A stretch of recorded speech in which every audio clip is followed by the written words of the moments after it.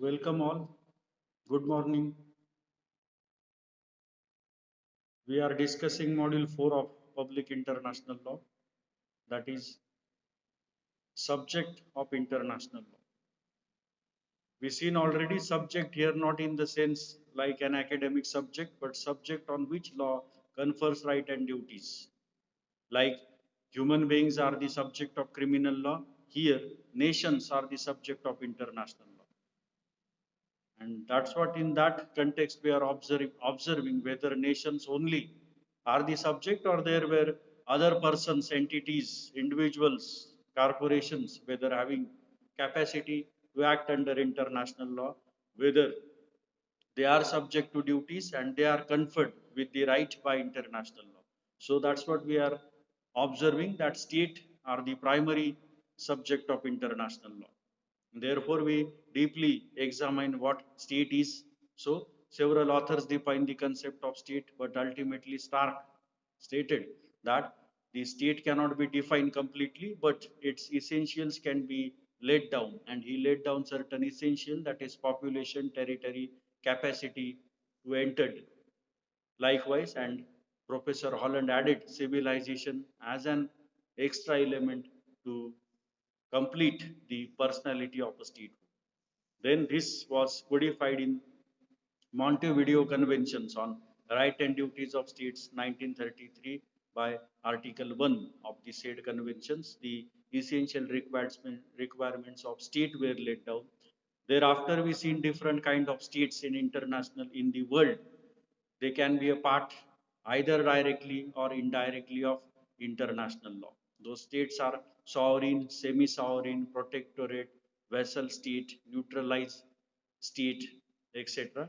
And we are at the last concept of state, that is the Holy See or Vatican City. So today we will discuss that kind of state and later move towards the how individual are subject of international law or what facets of international law confers right and duties on individual. Yes, so Holy See, as you listen already about this, is a place where the religious head of Catholic Christian, that is Pope, resides.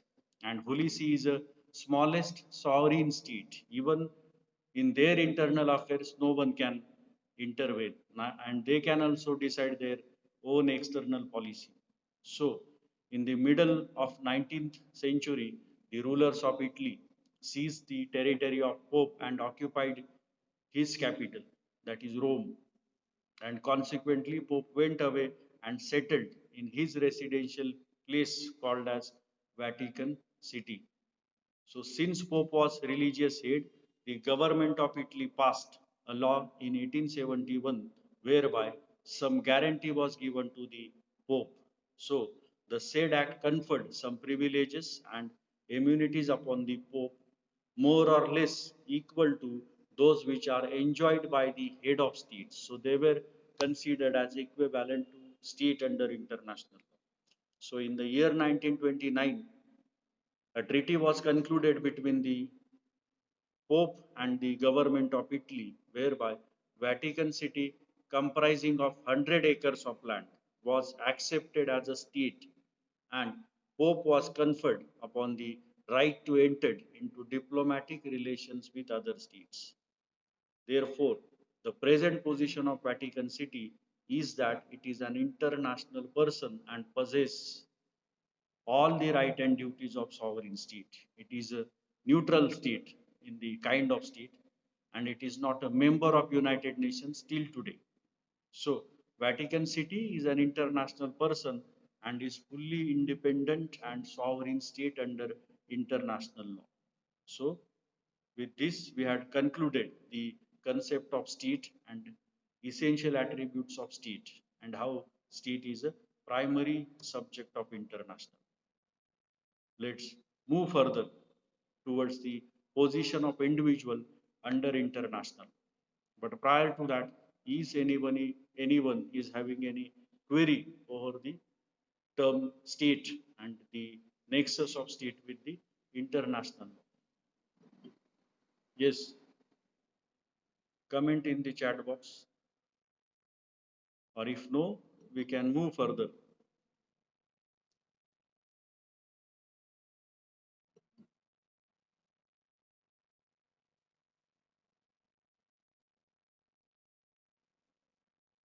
Neutral state doesn't indulge into a war. They take protection from the other state. They never participate in the war except for self-defense. So that's what they were called as neutral. Neutrality is maintained by them in respect of war, and they take recourse from the other state. They were neutral state. It is not now protectorate. Vatican City is not now protectorate. Earlier, it was the protectorate of Italy, but now, because of the treaty between Italy and Vatican City, they become sovereign. So it is not protectorate, it is completely sovereign and independent state. They can decide their own external policies. However, they were not the member of United Nations. If they desire, they can be a member of United Nations. But that is completely a religious state. They are not engaged in the trade and other aspects. That's what they are not the part of United Nations. So no environment degradation, etc. was there. Even their territory is small, 100 acres, the smallest country in the world. Yes. So now we will go to the towards the individual as a subject and object. Object in the sense individuals are king, prime ministers, presidents, that's what object. And state being an abstract entity, state cannot act on its own. State has to act through individuals, that's what object. Object म्हणजे राज्य करणारे, subject म्हणजे ज्यांच्यावर राज्य केलं जातं ते मराठी. तर इंडिव्हिज्युअल हे दोन्ही कॅपॅसिटी मध्ये आहेत. ते ऑब्जेक्ट पण आहेत आणि सब्जेक्ट पण आहेत.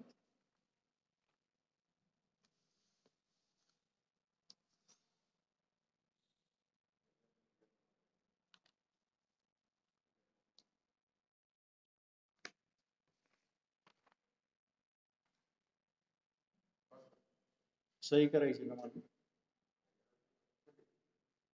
Yes. Individuals as a subject and object of international law. Yes. So individuals are also treated to be the subject of international law, although they enjoy the lesser right as compared to the states under international law. Therefore, it is no longer possible as a matter of positive law to regard states as the only subject of international law. And there is an increasing demand or disposition to treat individuals within a limited sphere as a subject of international law. So, in the beginning, they were accepted as a subject, as an exceptional cases, and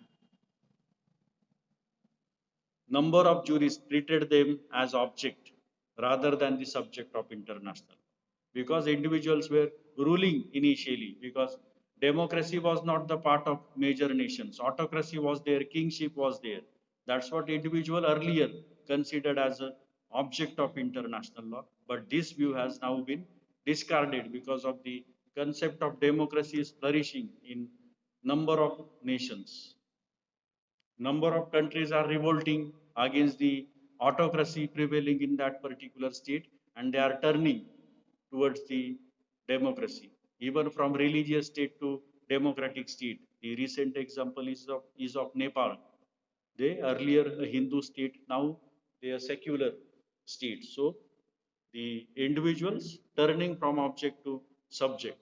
So in the recent times, several treaties have been concluded wherein rights have been conferred and duties have been imposed upon the individuals. So, some of the provisions of international law under which rights have been conferred upon individuals and obligations that have been imposed upon individuals, such convention treaties, conferences can be discussed as under, or their heads can be discussed, that how individual had secured a place in the international law So first subject or first topic we can say, that is of pirates. Now we are discussing the reference of individuals in international law, role played by individual in international law simply. So pirate. So under international law, pirates are treated as enemies of mankind. Hence, every state is entitled to apprehend them and punish them. Thus, under international law, it is the obligation of the parties not to commit piracy. Piracy is a crime committed within one or more nations, or particularly in the high seas. High seas in the sea. Actually, the term piracy arises from the crime committed on seas, but that can be extended into the air, outer space, or even in the water nowadays. So generally, the pirates commit the crime into the that territory which does not belongs to all. Sorry, which does not belong to particular nation but belongs to all, like outer space or high seas. Once the continental shelf ends, the sea territory becomes the territory of all. So to take the advantage of this lacuna, because who will exercise jurisdiction, etc., pirates usually use such area for commission of the crime. So even one movie was there in Hollywood, Caribbean something. So that deals with the piracy on sea, Arabian Sea something. काय नाव होतं ते? Caribbean pirates. Yes. So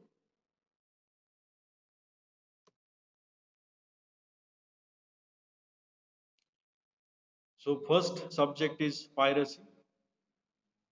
Second is harmful acts of individual.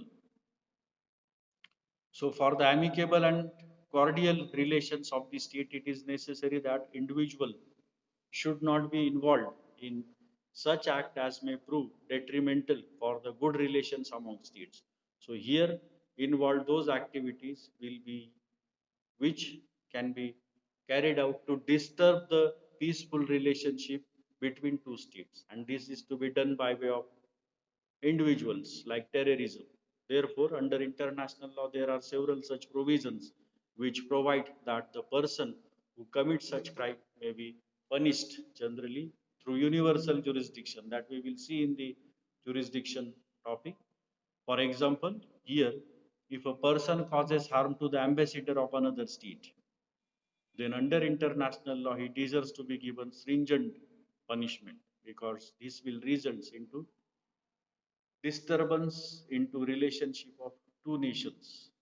So a leading case on the point is ex parte Patri Patroff 1971, decided by the Supreme Court of Australia, wherein two persons who were found guilty of throwing explosive substances on the Soviet chancery were convicted. In short, the attacks on the ambassadors by the individuals were punished under international.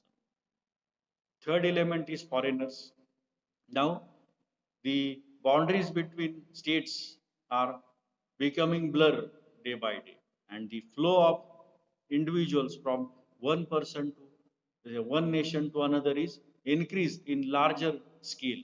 So, the issues relating to foreigners is arising day by day in several nations. Therefore, majority countries have the Foreigners Act, even in India, the Foreigners Act, the Foreign Marriage Act, several others, Passport Act, etc. So, movement of individual from one country to another country may be a concern of international. So, according to international law, it is the duty of each state to give to them those rights which it confers upon its own citizens. So we seen the judgment of Chandrima Das, General Manager, Central Railway versus Chandrima Das, a foreigner, and compensation is given to foreigner, and his individual fundamental right was protected by the Supreme Court of India. Thirdly is war criminals. those who breached the law relating to wars, international humanitarian law, they were called as war criminals. So after Second World War, a separate court was established, separate trial was conducted, that is Nuremberg case or Nuremberg trial, popularly called, wherein several head of states were executed and punished for war crimes because they did not observe the rules relating to war during Second World War. So war criminals can be punished under international law. This conception is based upon the principle that the rules relating to the war crimes are not only for the state, but individuals are also bound by them because ultimately the ruler are individuals. The head of the states are individuals and they can be punished. The example of Saddam Hussein was there. Then the third area is to be called as espionage. Under this offense, the Indian citizen Kulbhushan Jadhav is facing trial in Pakistan, or he was convicted earlier by the Pakistani military court under the offense of espionage. Okay, hergiri Marathi मध्ये. Espionage is a crime to hide your identity, go to another nation, take another entity, and act as a spy. Spying. So espionage is a crime under international law. Hence, when the spies are apprehended, they may be punished. So, argument of Pakistan is the Kulbhushan Jadhav is an Indian spy and he was arrested in Pakistan while committing offense of espionage, and that's what their punishment is justified. So, espionage is an element wherein individual comes into concern with international. Then next is the United Nations Charter. So this charter is a law relating to United Nations, wherein there were several provisions relating to individuals. We are not going to discuss all in detail, but number of provisions were already explained in the study material. Still, we will see here the relevant. So, if we start from the preamble of the United Nations Charter, we will find a place of individual in the charter itself, in the preamble itself.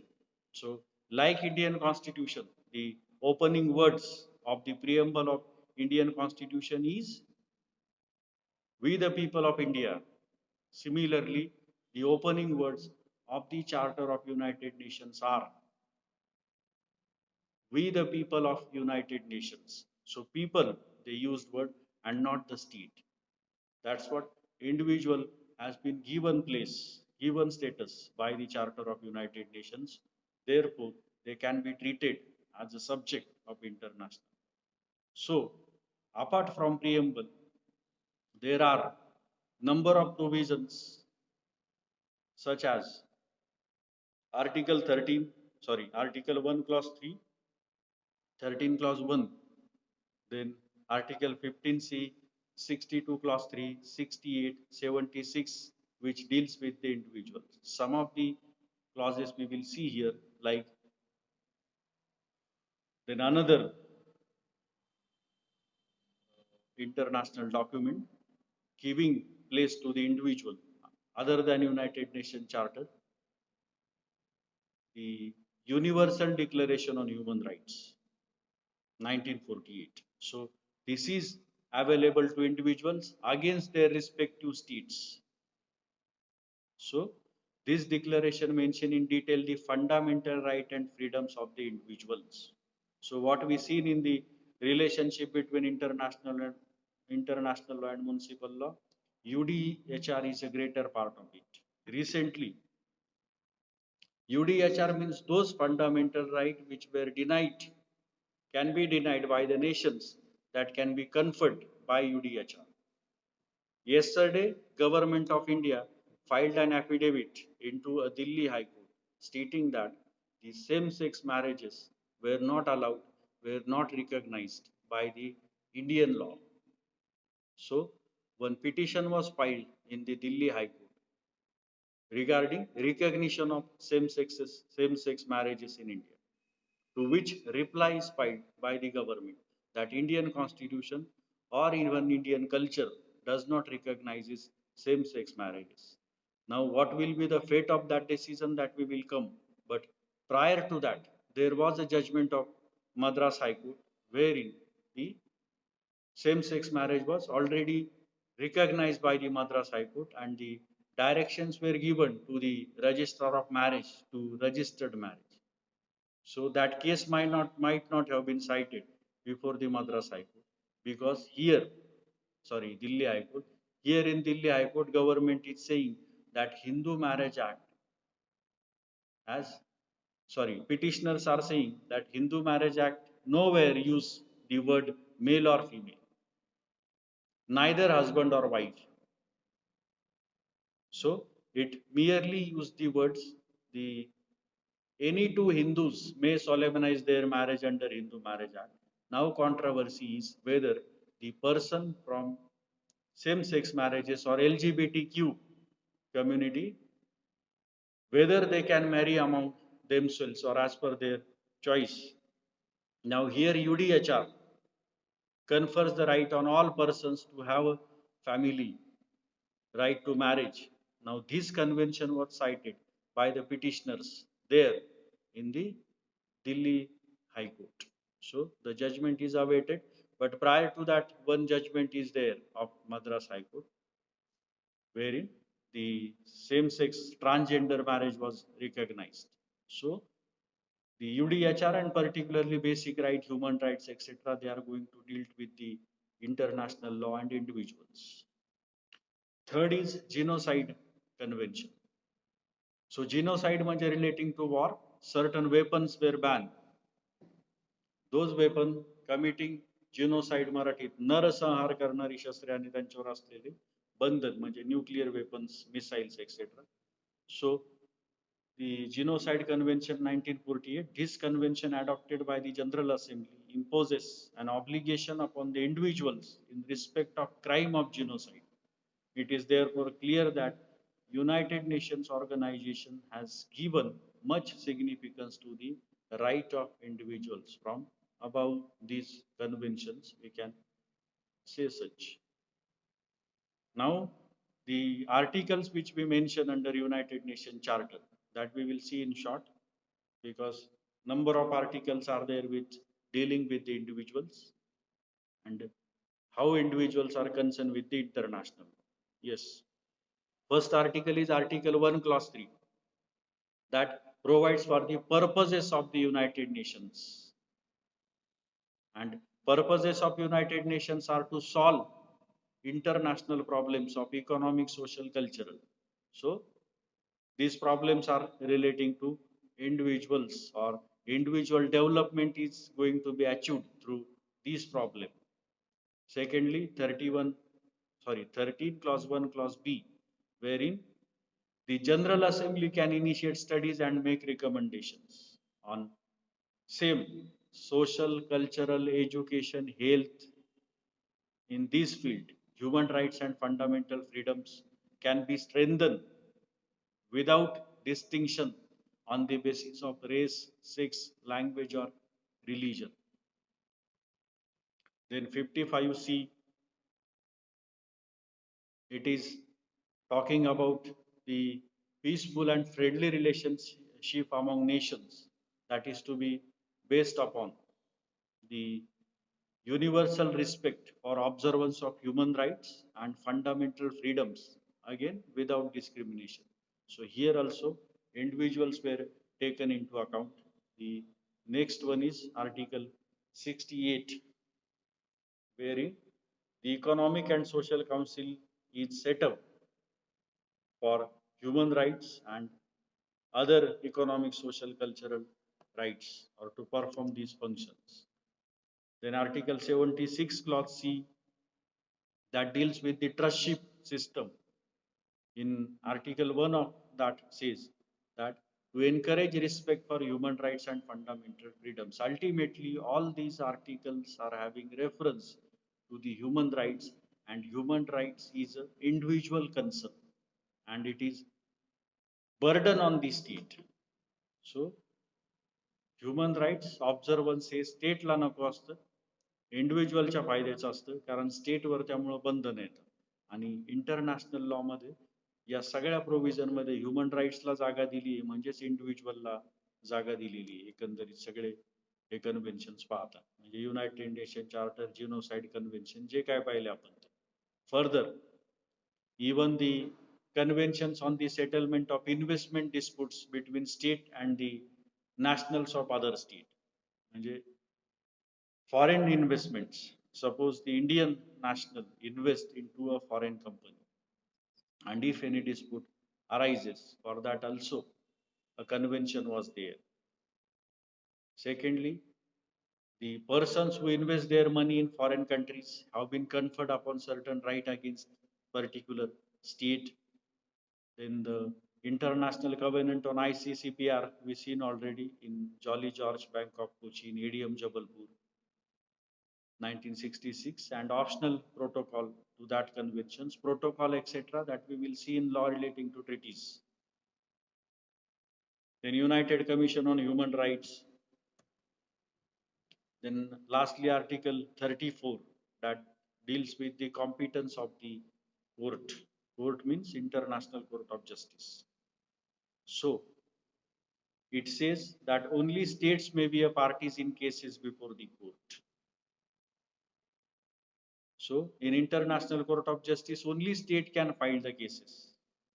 So the court, subject to and in conformity with its rules, may request the public international organizations information relevant to cases before it, and shall receive such information presented by such organization on their own initiative. So International Court of Justice is taking recourse from international organization. So whenever the construction of the constituent instrument of a public international law, international organizations or international conventions adopted there under is in question before the court. So the registrar shall so notify the public international organization concerned and shall communicate to it the copies of all proceedings. So the 34 takes into account the role of international organization while settling dispute by the International Court of Justice. So with this, we finish the role of individuals under international law. So we can conclude that the individuals have become a subject of international law, not having the same quality as a state, but capable of asserting the right himself before some international tribunals, although lacking procedural capacity to bring action in most cases, but up to certain extent. So 34 of the International Court of Justice should be amended in order that individual may have access to the court, because international organizations were given indirect access. In that manner, individual can be given access into the ICJ, International Court of Justice. To that effect, amendment is necessary. Therefore, the slowly and gradually, individuals are occupying place of importance under international law. So they are no more mere object of international law now. They are in fact the subject of international law. So it cannot, however, deny that even today, states are the main subject of international law, and the bulk of international law deals with right and duties of states. So with this, we had finished the role of state subject, one subject as a state, another as individuals. Now, from tomorrow, we will see what is the role of multinational corporations under international law, whether they are subject to right and duties under international law like individuals are.